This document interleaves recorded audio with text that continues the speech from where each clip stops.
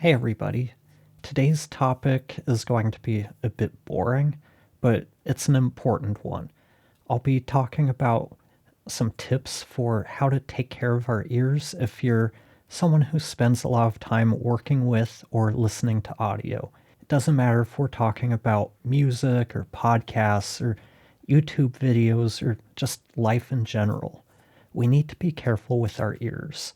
And I feel like I probably need to have a disclaimer here to make it clear that I'm not a doctor, I'm not an audiologist, and this isn't medical advice. If you feel like you might be experiencing some signs of hearing loss, please consult an audiologist. Now that I've covered that, let's talk about what's important to know. It's generally recommended that we keep our listening volumes below 70 dB whenever possible. This is considered the safe range. You might see 70 to 85 dB mentioned as being the safe zone for up to 8 hours, but that doesn't mean that it's a safe level for daily listening, because hearing damage it's a cumulative thing. Repeated exposure to these types of levels can lead to gradual hearing loss. And those are the levels that should not cause any damage if exposed to for, let's say, a single 8-hour session. But for extended day-to-day exposure, that's not where you want to be. To give you some points of reference, a typical conversation is usually around 60 to 70 dB. Some examples of sounds that are around 85 dB include a busy street or freeway, a blender, lawnmower, and even a noisy restaurant or cafe. Another thing to consider is that while 15 dB doesn't seem like much, it's a logarithmic scale. A 3 dB increase represents a doubling of sound energy. That's why for podcasters, the targets for loudness are -16 LUFS for stereo and -19 for mono.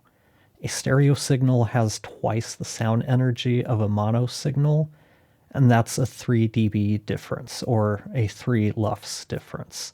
So that's 16 versus 19. A 10 dB increase, though, is perceived as being twice as loud.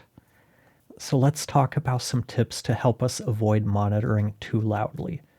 One rule of thumb is the so-called conversation test, which says if you can't hear someone speaking to you at a normal volume while your headphones are on, your volume is too high.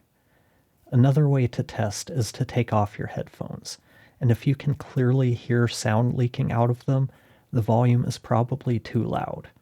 Our ears are sensitive, but with the way that they work, louder always seems to be better.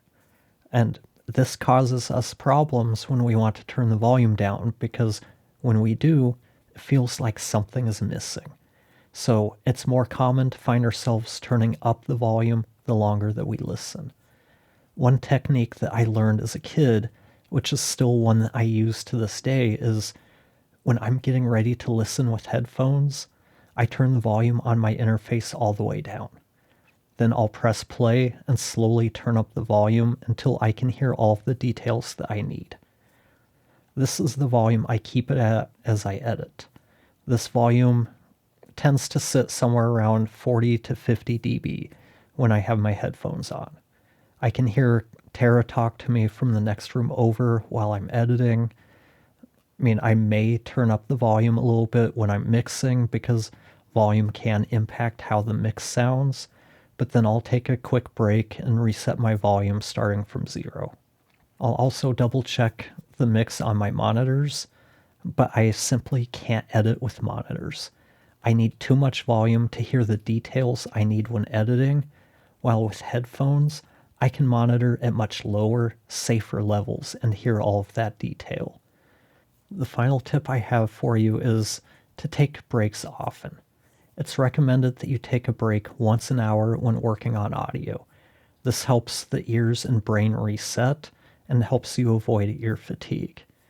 And a bonus tip, it's just good to have some earplugs around for times when you're going to be around noise.